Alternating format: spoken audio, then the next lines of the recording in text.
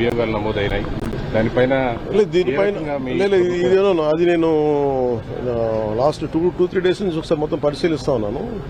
ఒకసారి మన ముఖ్యమంత్రి గారితో మాట్లాడి దీని మీద కలిసి సమిష్టిగా ఒక నిర్ణయం మన అభిప్రాయం అన్నిటి మీద ఉన్నాయి డిమాండ్స్, వీటన్ని పరిశీలించి దాని వెల్కమ్ దీన్ని తెలియజేస్తాం, మా అభిప్రాయం తెలియజేస్తాం. రాష్ట్రంలో రోజుకు కుంభకోణం ఈ రోజు మళ్ళీ తిరిగి కడప ఎయిర్పోర్ట్ సంబంధించి 150 కోట్లు, అట్లనే అంతకుముందు శ్రీకాకుళం జిల్లాలో కానీ అంటే సమోసాలకే 9 కోట్లు, అలా కదండి, సమోసాలకే 9 కోట్లు అనుకున్నప్పుడు ఇవన్నీ మనం అంటే ఇది అంటే చాలా బాధ్యతారాహిత్యం, భయాలు లేవు, పారదర్శకత లేదు, అకౌంటబిలిటీ లేదు.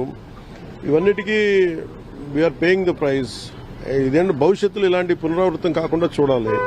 ఒకటి వాళ్ళు చేసిన దానికి వాళ్ళని అకౌంటబిలిటీ తీసుకురావడం, 2 భవిష్యత్తులో ఇలాంటి పునరావృతం కాకుండా ఉండటం, వీటన్ని రెండింటి మీద ఆలోచిస్తారు. ఆర్జీవీ నోటీసులకి స్పందించకుండా ఆయన తప్పించుకుని తిరుగుతున్నారు. ఆయన ఒక్కళ్ళే గారు, మిగతా చాలా మంది కూడా విచారణకు రమ్మంటే రాకుండా తప్పించుకుని తిరుగుతున్నారని చెప్తున్నారు. పోలీసులు ఎవరిగా వాళ్ళు పట్టుకోలేకపోతున్నారా, లేకపోతే ఏంటి అసలు? అంటే చిత్తశుద్ధి లేదా పోలీసులకు వాళ్ళకి అరెస్ట్ చేయడానికి కానీ వాళ్ళు పట్టుకోవడానికి కానీ, లేదంటే వాళ్ళకి తిరుగుతున్నారా? ఏంటి సార్ అది? Let the police do their job, let me do my job. నా పని నేను చేసుకున్నాను, వాళ్ళ పని వాళ్ళు చేయాలి కదా. గత గవర్నమెంట్ లో అయితే ఎక్కడున్నా కూడా పట్టుకొని వచ్చేవాళ్ళు, మాత్రం పోలీసులు వాళ్ళు చెప్తున్నారు వాళ్ళు ఢిల్లీ నుంచి కూడా పట్టుకెళ్లిన సందర్భాలు అలా అనిపించట్లేదా? ఇప్పుడు ఇప్పుడు నందిగామలో దాడి చేసిన వాళ్ళు సింపుల్ గా కోర్టుకు వెళ్లి వచ్చి మేము బయటకు వచ్చేసామని చెప్పి కాలర్ ఎగరేసుకునేటువంటి పరిస్థితి కనిపిస్తా ఉంది. సో ఎట్లా అంటే నేను ఒకటి లా అండ్ ఆర్డర్ హోమ్ నేను చేయట్లేదు. సో మీరు ఇది అడగాల్సింది మీరు ముఖ్యమంత్రి గారిని అడగాలి. కూటమి ప్రభుత్వం కాబట్టి కరెక్టే. అలాగే ఇప్పుడు పంచాయతీరాజ్ గురించి అడిగితే నేను చెప్పగలను. కొన్ని ఇది మా ఇంటర్నల్ గా ఏం జరుగుతుందో ఒకసారి మీరు చెప్పిన అన్ని ఖచ్చితంగా నేనే దాన్ని తప్పించుకోవట్లేదు కదా, కానీ ఒక మాట చెప్పేటప్పుడు కొంచెం బాధ్యతగా చెప్పాలి. సో మీరు మా మీడియా మిత్రులు అడిగారు ఢిల్లీలో, ఇవన్నీ నేను ముఖ్యమంత్రి గారి దృష్టికిను హోంమంత్రి గారి దృష్టికి తీసుకెళ్తాను. ఏం చెప్పంటారు చెప్పండి, మీ మాటకి నేను తీసుకెళ్తాను. అంటే మిమ్మల్ని అంత ఇబ్బంది పెట్టినప్పుడు, అంత ధైర్యంగా ఆంధ్ర పోలీసు ఉన్నప్పుడు ఈ రోజు ఆంధ్ర పోలీసు ఎందుకు తట్టుపాయిస్తున్నారు అడగాలి కదా, ఖచ్చితంగా అడుగుతాను. Extremely sorry to disappoint. అంటే ఇప్పుడు ఉనికిపోతున్నాను, మంచం కింద కొంచెం ఏడుస్తున్నాను అని అందరూ what ever the media speculating, వాళ్ళందరికీ చిన్న డిసప్పాయింట్మెంట్ ఉండొచ్చు వీడియో. ఇక్కడ పాయింట్ ఏంటంటే, I just want explain the whole concept. ఇప్పుడు నేను ఆల్మోస్ట్ ఒక 1 year బ్యాక్ ఏదో ట్వీట్స్ పెట్టాను అనే ఎలిగేషన్. ఆ ట్వీట్స్ ఎవరో మనోభావాలు దెబ్బతిన్నాయి.